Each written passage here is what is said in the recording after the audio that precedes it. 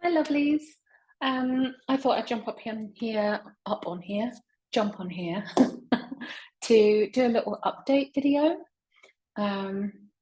It's been a while since I've been on the tube consistently, and I thought it would be a good idea to just update everyone on some of the magical things, some of the awesome things, and maybe just drop hints at why I haven't been on here that much. So I've got a list of things.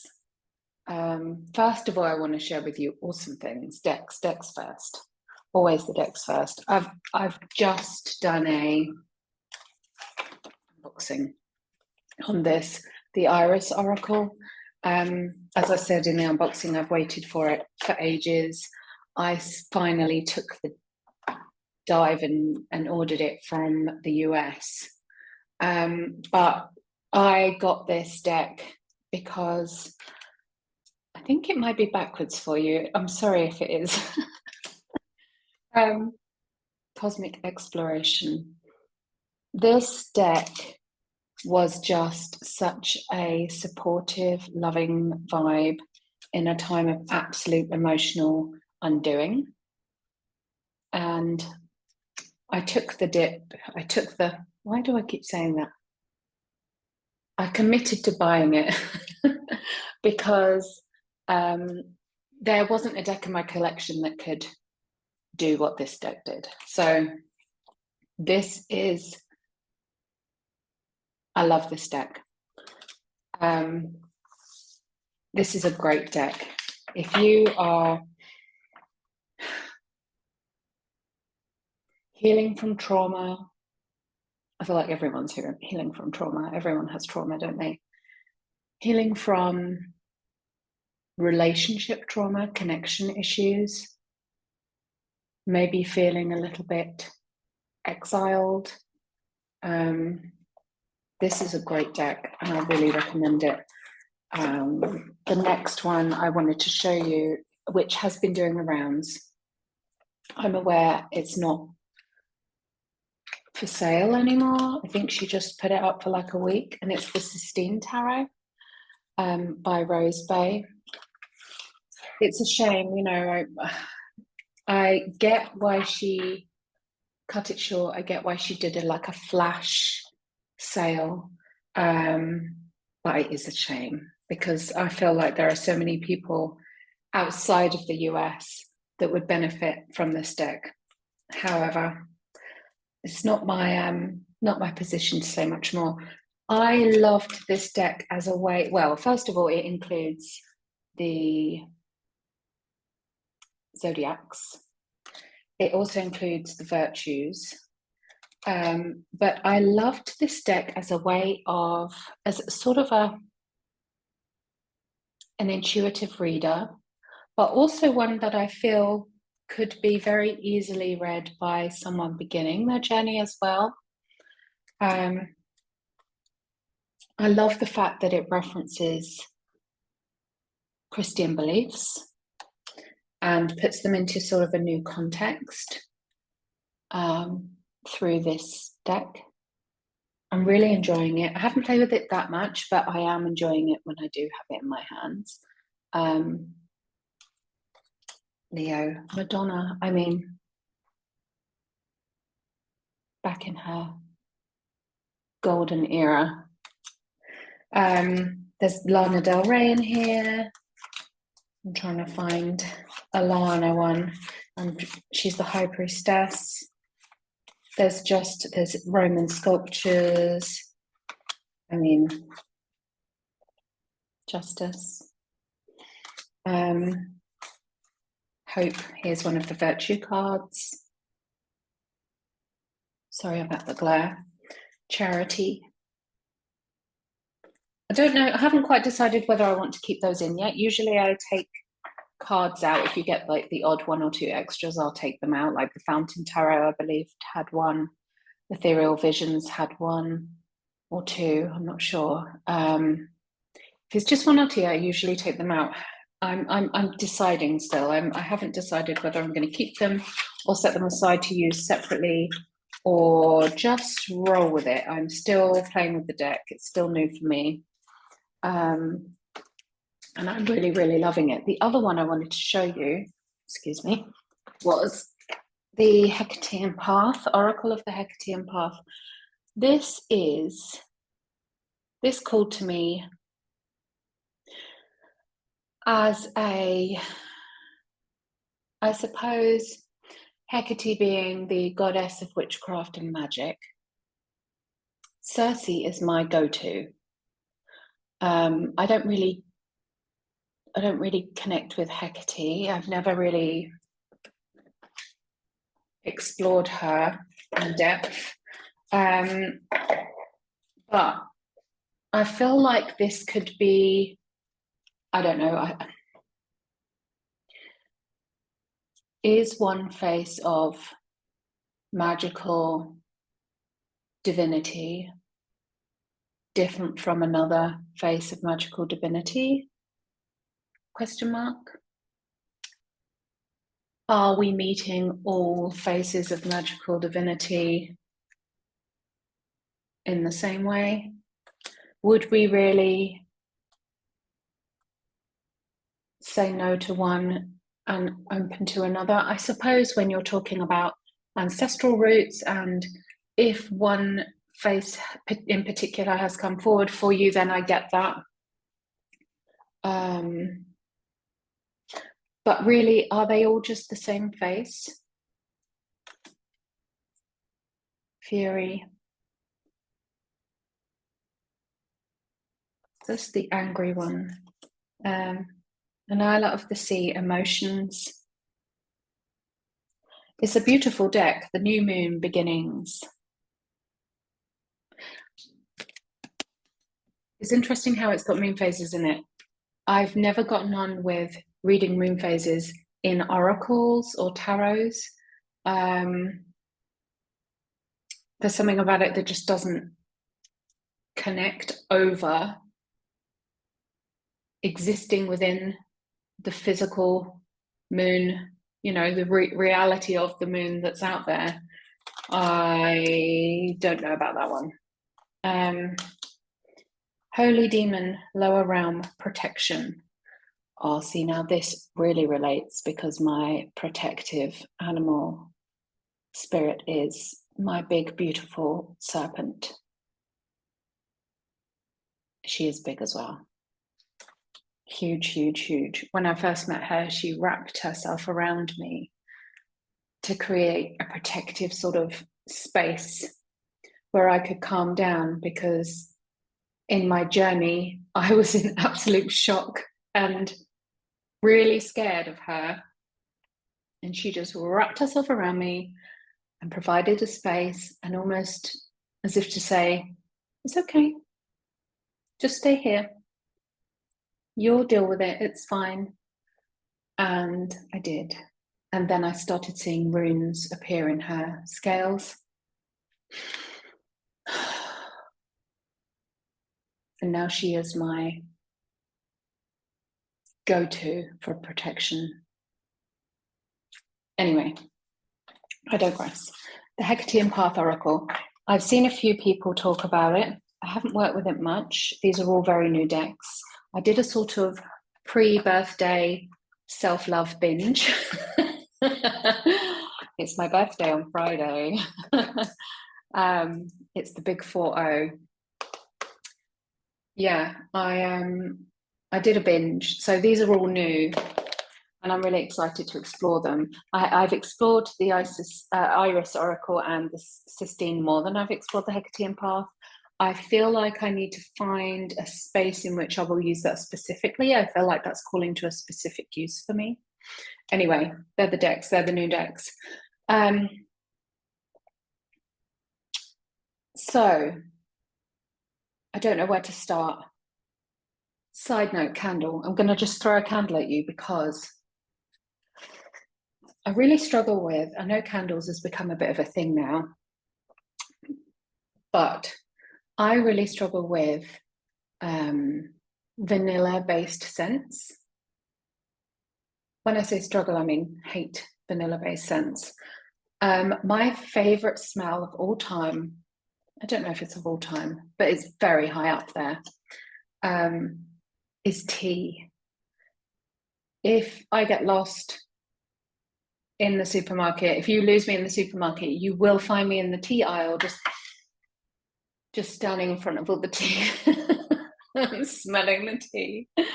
This candle by byFieldDay Folk Home is tea leaves and nutmeg, and it is just so good. It's so warm without being overly warm. It's not warm as in fireplace or smoke. It's warm as in nostalgia and tea. I mean, tea for me is like ritualized and has been every day of my life since I had my first cup of tea. It is for my entire family. I'm a Brit. This is what we do. If someone is sad or someone is struggling or someone just wants to come and chat, it's tea. It's tea time. It's always tea time. There have been times where I wake up and I have one cup of tea in the morning and that's it. There have been other periods in my life where I go through 10 cups of tea a day. I love tea. I will never not have a cup of tea in a day. So yeah, I'm not a huge candle girly. I do have some, but I'm very specific about the smells that I bring into the house because I can get headaches really quickly, or feel sick really quickly.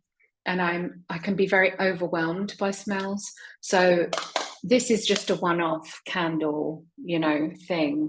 And it's an Irish, I believe they're in Ireland. Yes, they're in Ireland. This is for the UK because I know so many people on YouTube that are going, this candle, that candle, October occult or whatever. And I can't get them. I can't get any of them. And it's very insane. So for the UK peeps, this one, really lovely. Okay, I've done that. I've been there, I've done that. Let's move on. Okay. Big news for me, maybe primarily, not primarily. Primarily, the reason for me being off of YouTube for so long has been family issues. I am the primary sort of, I don't want to say carer because that's not correct anymore, person go-to for my dad who has Alzheimer's. He's very, very poorly. And the whole family has been divided and crazy mess over everything. I'm not going to go into details, but there's been a lot of family issues. And I had to close my business and move everything. I had a print studio with printers and cutting machines and, that were over a ton in weight, and I had to put it all into storage and I now was selling it. So yeah, it totally, and that was purely because I couldn't give it the attention. I couldn't commit to anything because, doing print runs for people is time consuming and I couldn't commit to it because I was always on call for my dad or his carers. So I packed it all away and my life sort of stopped really. Since then, I have found focus and faith and sisterhood and so much undying support from the family that are around. So I wanted to do two big shout outs. One is to Yeshe at the Mount Shasta Goddess Temple. I joined Yeshe.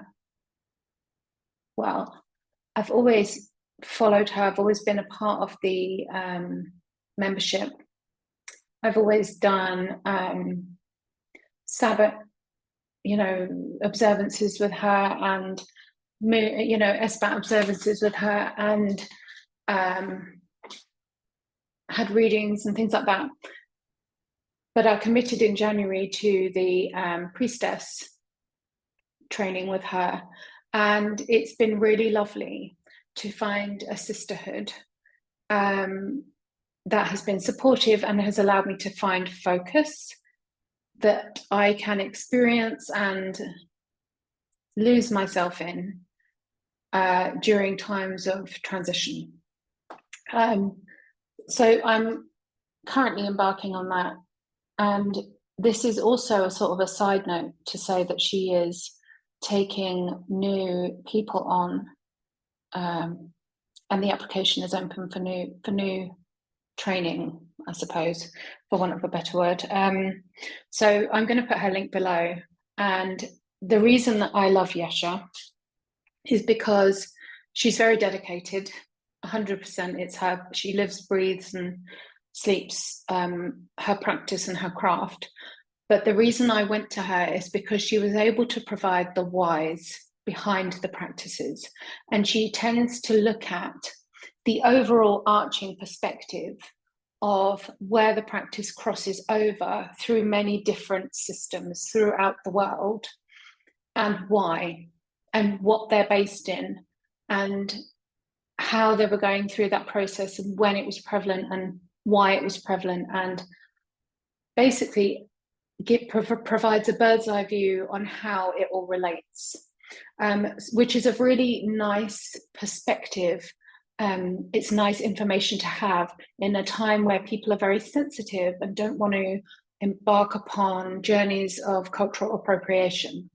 So it's a really nice way to look at the focus and the reason for the practice that crosses over all the different belief systems. Well, not all of the different belief systems, but, you know, many different belief systems, so that you can zone in on the core of the practice. So I highly recommend her. I'm going to put her link down below. The other thing, the other way that I have found support and sisterhood is, now, bear in mind, I've been reading tarot for decades. I'm a firm believer of reviewing your practice every so often and really looking at, reflecting upon the why of your focus. I need to find the correct words for this. Reflecting upon what it is that fuels your practice and your aims and your goals for it. And my tarot practice in particular had fallen to the wayside a little bit for me personally. I've always been great at reading for others, but not so much for myself. For myself, I tend to use other divinatory methods. I'll use coins to connect with my ancestors. I'll use bones to connect with specific deities, female deities.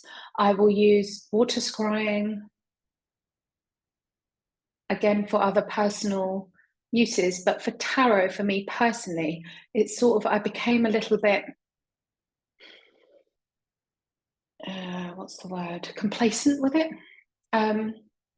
The other thing that I was not struggling with, but I really wanted to hone, is my mediumship role, or my mediumship practice, in order to provide for other people. Now, my mediumship abilities have always been there, but entirely wild. When I say wild, I mean I'm not in control of what comes through, and sometimes it can get quite chaotic. One of the more recent connections I had was from a mother who was absolutely panicking about her children. Now, obviously, in those circumstances, that was, I'm happy to provide help and talk to the dead. It's always been a thing for me. But when you're sitting down and you're trying to talk with someone specific, or get a certain, bring in a certain group, and you get someone from over here that's got particularly strong energy. It was just a little bit chaotic, and I really struggled with channeling the right messages. When I say the right messages, I mean messages required for the work that I was doing and not for something off-piste. So for this, to revise my tarot practice and to also consider how I might be able to hone and utilize and direct mediumship, I went to Raecine. And I have been, like, Raecine was one of those people for me that I found, like 8, 9, 10 years ago, way back, who was out there at the forefront saying, you don't have to do it by the book. You can build your own practice. You can do it your own way. And love her. Like, I wish there were more people like that. Since working with her, she has been the most supportive, non-judgmental, open, receptive, and honest person. She's been so loving in her energy, so kind, and she really met me on a level where she just knew what I was talking about. It's very rare. In fact, I think I've had that once before. It's very rare to find people that can meet you on a certain level when it comes to spiritual, a left-hand sort of handcrafted spiritual path, and especially when it comes to mediumship. There are a lot of skeptics out there. There's a lot of judgment, and people are very quick to throw opinions without having experienced it. And I think, obviously, I suppose it falls back to people being afraid of what they don't know, what they don't know about, basically. But when you're in the seat of having these experiences and they're getting out of hand, it was so comforting to have someone stand with me and say, try this. Okay, try this. Okay, what about this? What's coming through? Like, analyzing it, helping me pull down pull down and hone the practice was really just a breath of fresh air. So shout out to Raecine. And yeah, I don't think you're going to need, if you're here on my channel, you probably know her way more than you know me. But I'll put a link to her down below anyway. So yeah, I've been on a path of revising my own practice, values, ethics, and path in general. And I have to say that making space for that work in the past couple of years has been a lifesaver. We'll leave that there. Even though the transition that I was experiencing had nothing to do with my spiritual path allowed me to find foundation alongside, obviously, the foundation that I have with my family, but personal foundation in a way that I could rebuild. I feel like I had the tower moment, right? The tower moment, everything crumbled and I had to rebuild.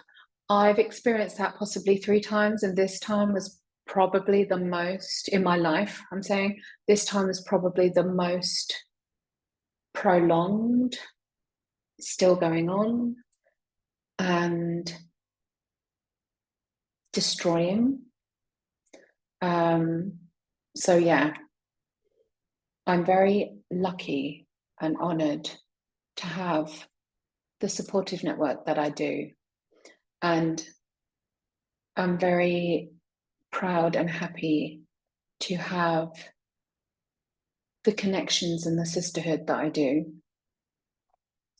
And I'm giving them a shout out, basically. Okay, so other things. a little bit of a book update. I was considering doing a book video. Maybe I should leave it for that. No, I'm not going to leave it for that. I fell down the ACOTAR, A Court of Thorns and Roses. It's the first book series. Apparently, I'm 10 years late to this. I knew nothing about it until it fell all over my Instagram one day. And then my husband bought it for me as a way to, I don't know, I was recovering or whatever, but he bought me the first book and oh my God, I devoured the series. And obviously, if you've read the books, you'll know that the last book is basically fairy porn. And because I really struggle to switch genres and switch paces, like writing styles. I just got stuck. I was like, I don't know what else to read. What do I read going from here? And I read some of the suggested follow-ups, and they were just real trash. Oh my God, ACOTAR is just amazing. A Court of Thorn and Roses by Sarah J. Maas. Obviously, if you haven't heard about it, you've been living under a rock like I had. Make Way for Fairy Porn. No, I'm playing. That's just the last book. But the first 5, I think it's 6 books in the series. The first 5 are just amazing. The 6th one is amazing, but is quite spicy. What else? I am preparing myself for reading. I recently got through, I pre-ordered it because I'm a die-hard fan of the next book in the series of Discovery Witches. I read the first 3. I read the one after, which I've forgotten, time something or other, which is Marcus's story. And then they had the pre-order for the Blackbird Oracle, which is the 5th in the series, and it came through to my Kindle and I couldn't start it because I was like 70% of the way through of another book, which is just like a random book as well, but I had to finish it. I'm still finishing it. I'm preparing myself to start the Blackbird Oracle and I'm so excited about it. God knows where it's going to go from how they left it. I have no idea. I can't call it at all. I'm not very good at that anyway. And then as far as books go, reading material goes, I also found Hellebore, which is a periodical. Helleborezine.bigcartel.com. They are a UK publication, and they are based around folk horror and occult. This is the animal issue. Then I obviously went and got the unveiling issue and the ritual issue, and then the summoning issue, and then the unearthing issue. I went down a rabbit hole, and then the Yuletide special. Basically, I got them all, and they are a really cool little read. For stuff that you do know about, I've got so many, I can't hold them all. The stuff you do know about, the information in them is quite like snapshotty. For stuff you don't know about, those snapshots are a really nice starting point for you to just go off. I gave the animal issue to my son this morning. We have 2 rabbits. And the first article in it is Running with Hares by Elizabeth Durnley. It's like a 1, 2, 3, 4, 5, 6, 7, 8, like a good sort of 10, 11 page spread on the folklore and metaphysical, I suppose, history meanings around the hares. Obviously, we have the 3 hares symbol in, I think, just the European regions. I will read you this intro paragraph here. Moonstruck tricksters, witches in disguise, the subject of a nationwide treasure hunt in the 1970s, and the original Easter Bunny. Hares have long been linked with magic, moonlight, and madness. Their superficial similarity to rabbits make us think we know them much better than we do, but hares are a much wilder, weirder animal, associated with spirituality, the divine, and the occult. What is it about them that has made them such liminal figures in the collective imagination?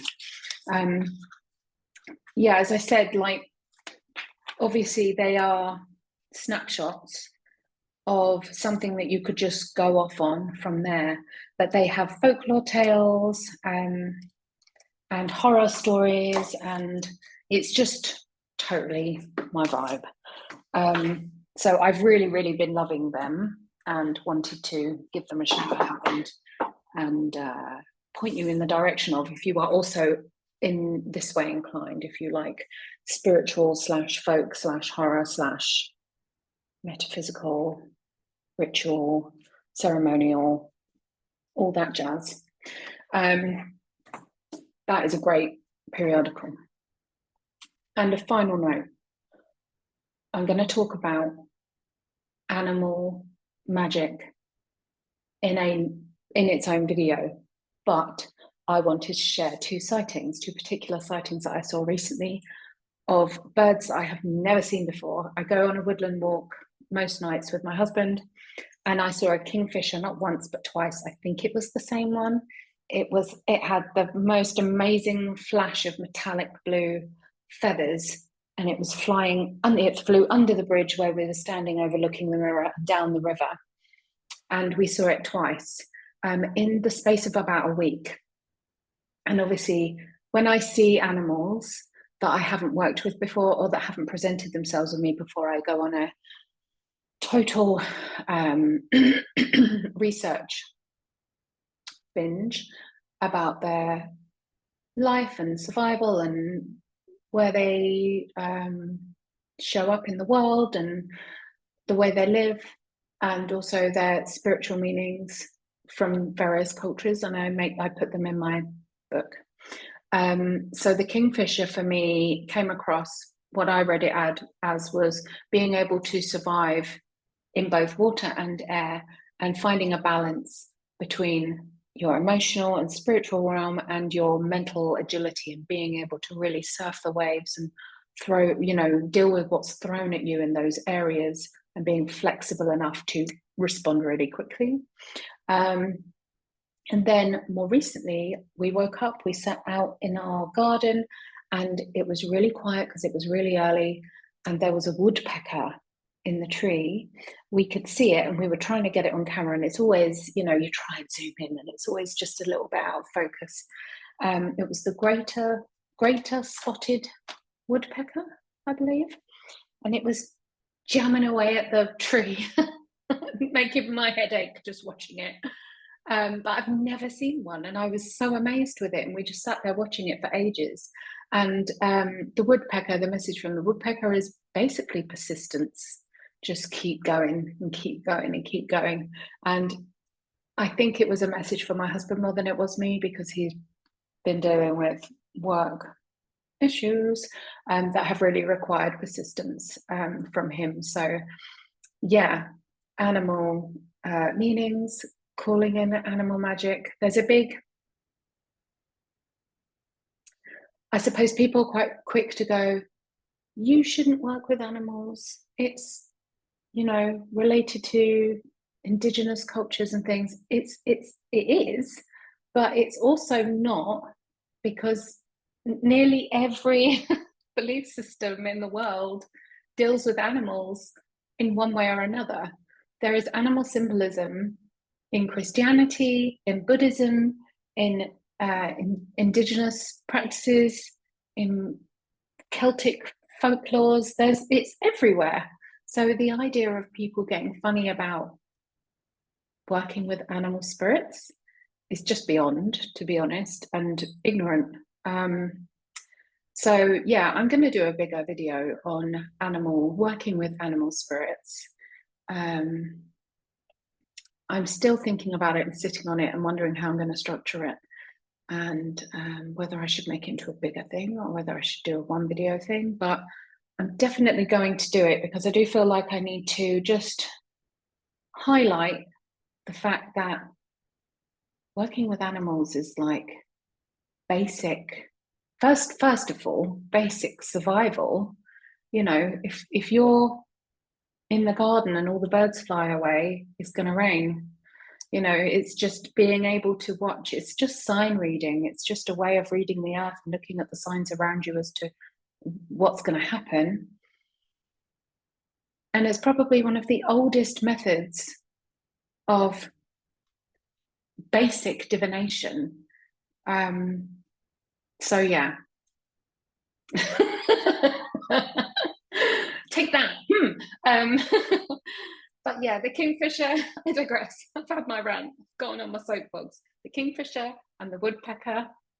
Thank you so much. I saw these beautiful birds and I was so happy about it. It is true, by the way. It is true. All of a sudden you wake up in your like mid-30s and all of a sudden you go, oh, I wonder what that bird is. Like 20 years ago, I'd be like, yeah. Now I'm like, I've got my bird books and I love it. I absolutely love it.